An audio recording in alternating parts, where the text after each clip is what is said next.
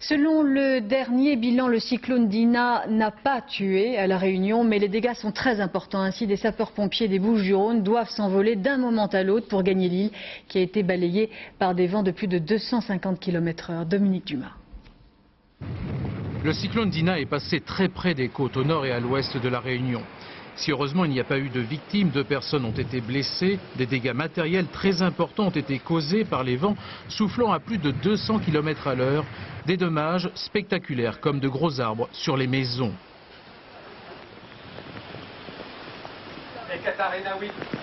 Il y a une demi-heure, on a entendu un énorme bruit et on s'est aperçu que cet arbre qui a 12 ans, qui a été élagué il y a 6 mois, est tombé comme un château de cartes en fait. Et heureusement, 10 minutes avant, on venait d'enlever la voiture, sinon c'était la voiture qui était écrasée aussi. Des arbres ont également écrasé des voitures, heureusement vides de passagers. Les secours sont intervenus des centaines de fois. Il y a aussi la solidarité entre voisins. Ma femme m'a appelé, m'a dit, regarde, il y a une vieille femme qui vient de tomber là. Quand je regarde, je vois la dame mêlée à terre.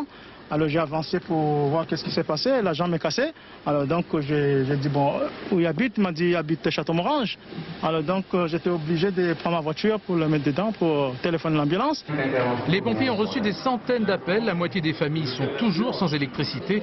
Lionel Jospin a annoncé que des fonds sont débloqués immédiatement pour les cas urgents. Des renforts en hommes sont également attendus. Essentiellement des renforts en force d'intervention rapide d'EDF pour que nous redressions la situation électrique. Une 50aine de personnes nous sont envoyées par la direction générale d'EDF et environ 120 ou 130 professionnels d'unités d'intervention de la sécurité civile, c'est-à-dire les soldats de la sécurité civile qui vont nous aider à rétablir la circulation. Les pluies torrentielles continueront encore pendant plusieurs heures. 2500 personnes sont toujours dans des centres d'hébergement. Enfin, de nombreuses cultures maraîchères ont été totalement détruites.